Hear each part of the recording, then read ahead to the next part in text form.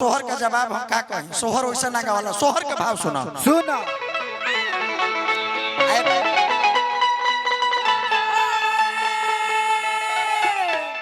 पहले को खान सोहर सुन लो। अच्छा लड़का के बाबूजी से आग्रह करम करवा यदि आवाज सुनता तो रमेश भैया आ गइला के काम बा सोहर में रही एक बाद रवा चल जाए कोनो दिक्कत नहीं। खान वाला हो खान वाला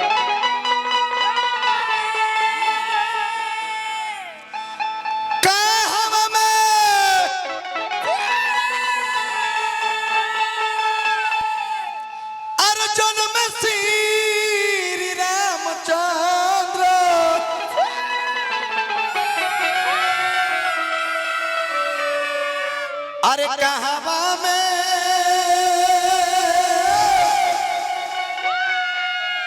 अरे कौन होइया जन्मे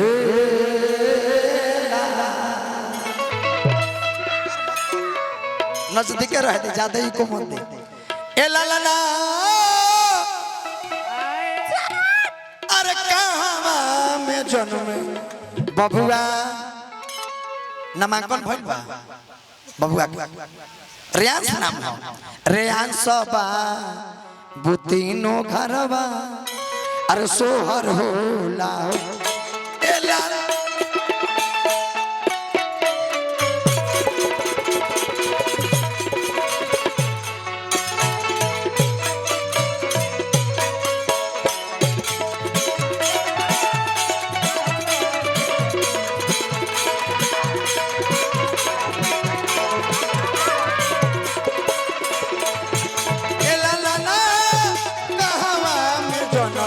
बबुआ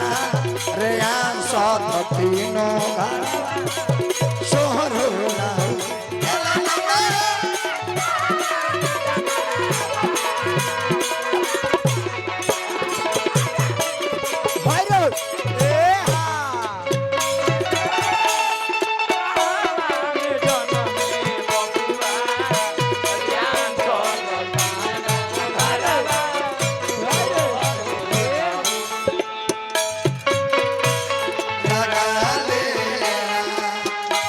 मेरा गीत अमर हो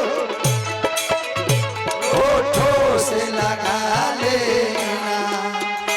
मेरा गीत अमर हो होठों से लगा लेना मेरा गीत अमर हो होठों से लगा लेना मेरा गीत अमर हो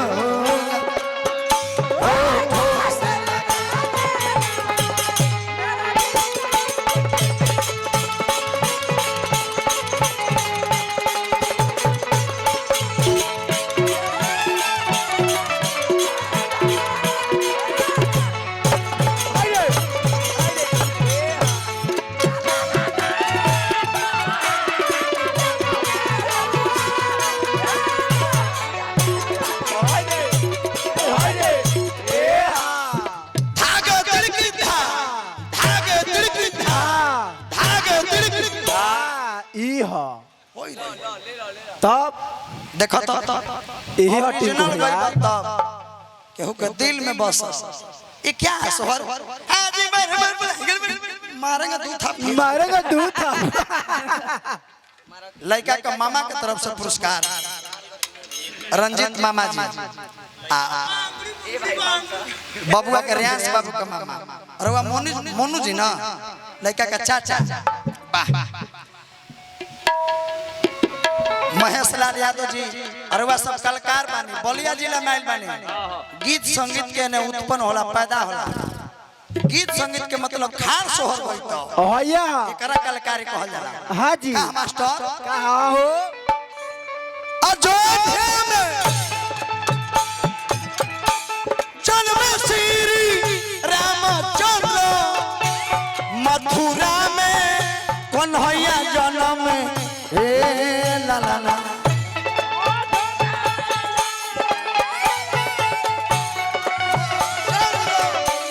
मथुरा में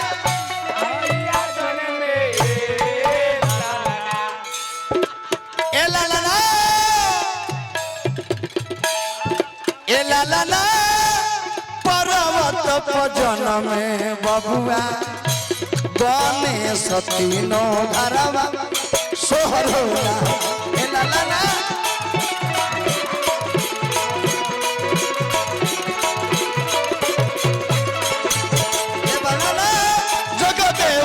में बबुआ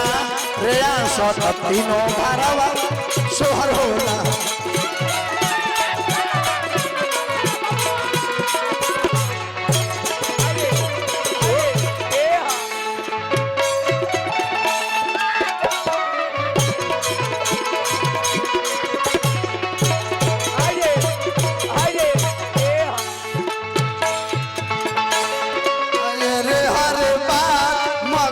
प्यार नहीं भूला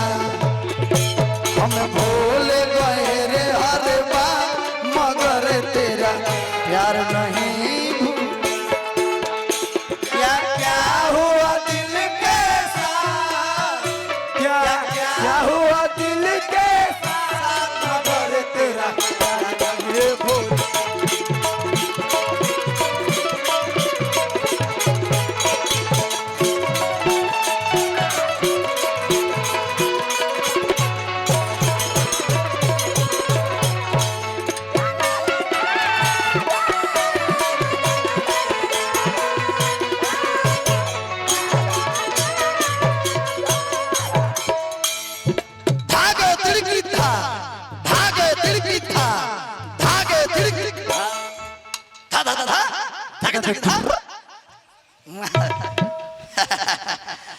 हजारों हजार रुपया का पुरस्कार बार बार हार्दिक हार्दिक अभिनंदन करता हूँ। टेंकू बाबा आप जाइए खिसियाइए मत गांजा पी के आइए ना आराम से। बहुत सुंदर कलाकार केशव चाचा जी आगरा करम के तनी हमरा मंडली में आई एगो माला पहना के स्वागत करो लेदारो अब डरे भाग जा तारा मन छोड़ के का तो हमसे तो बोला हम गाएंगे डरे आज कितने प्यास के पेशाब का करबो छुछुंदर के मारे खातिर राइफल के जरूरी पड़ला छुछुंदर के मारे खातिर राइफल के जरूरी ना पड़ेला 400-500 के गोली ना हमने बर्बाद करिले ओ तो छुछुंदर आगेला बाहर तने मिलल झरुआ समार द चित हो जय हो। अरे हम हो लूटब तू हो लूटब मिलजुल के लूटे के सच बोले में फायदा नहीं खा जमाना हम झूठे के अरे आज हम कमलेश देहाती ब्यास हो गल हो पहले चोर हला जूते के मिलजुल के आइल हम चलवा के कूटे के एगो टिंकू बेटा के लेके आइल वाला का फिर से अच्छा आदमी के नाम आता सुगा तू देखी तो ओकरा नाम सुगा ओकरा सुगा नाम एकरा तोता नाम है एकरा कुत्ता ओने सुगा यू तोता ये ने देखो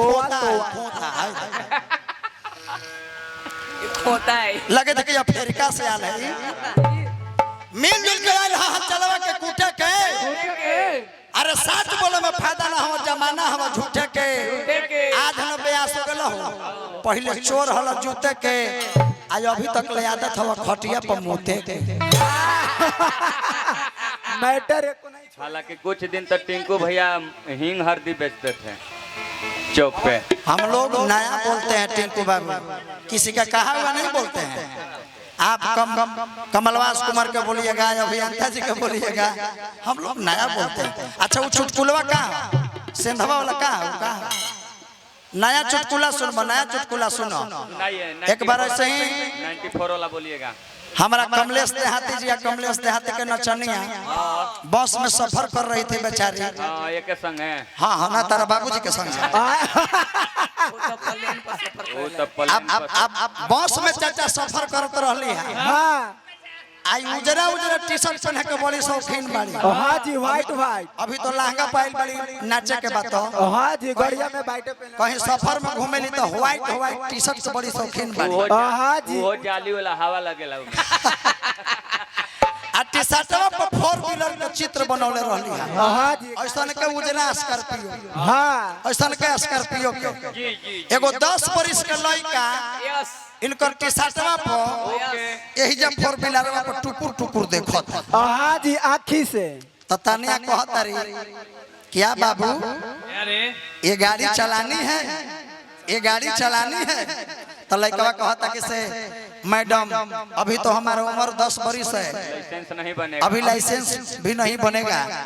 और मैं उतना अभी एक्सपीरियंस नहीं हूँ, नहीं है। लेकिन आपका इजाजत होगा तो मैं गाड़ी नहीं चला सकता लेकिन हॉर्न जरूर दबा सकता हूँ। हॉर्न जरूर दबा सकता हूँ। हाँ जी इजाजत है। आके दबावे दी इजाजत। दबावा दबावा हॉर्न दबा। दबावा दबावा। मलाई बेचे वाला नया कहिले हम तेरी सूरत पर मैं थूकता हूँ। थूक के देखो। हवेली पर आ जाना। और सुनबो एक बार ऐसे ही कमलेश देहाती जी मोटरसाइकिल लेके निकल देले आ पुलिसवा ना रहले ओसन का गेटवा लगा देले रोडवा पर आ ई गेटवे के तोड़ के नो एंट्री वाला तोड़ के पार हो गइल। पुलिस इनके पकड़ लेले, कहले कि गाड़ी के लाइसेंस दिखाओ तो कहले कि लाइसेंस नहीं है। गाड़ी का कागज दिखाओ नहीं है। नहीं है तो कुछ पैसा दो, हाँ। जुर्माना लगेगा, पैसा भी नहीं है। अब पुलिसिया क्या कहले का इनका बगलिया में हाथवा लगा के आ यही जैसे 2-4 गो नोच ले ले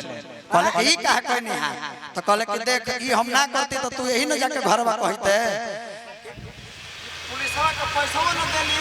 और कागजवा न रहे हमर छोटवा न ये तो नोच ले देख नया कह नया बना हमने का नया कही नहीं ध्यान ए बबुआ जी गाई गाई कहे गुरु हल चल दे दो सोहर मंगल गाना नु हे लाला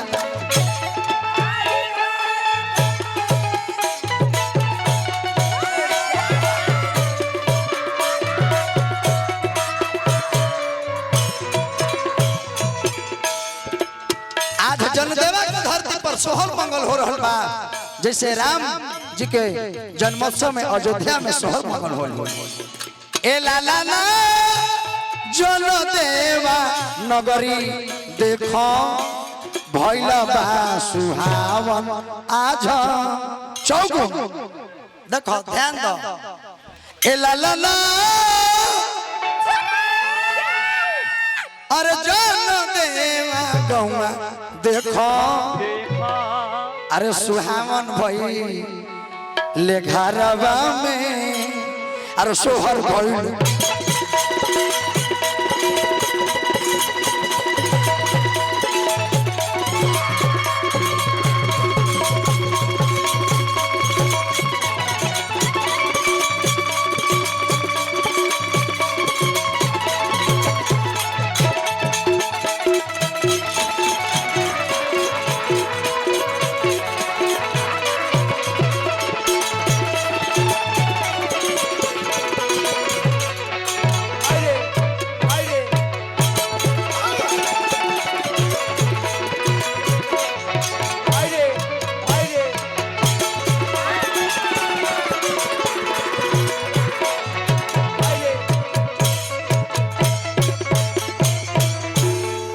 कि ये लाला ना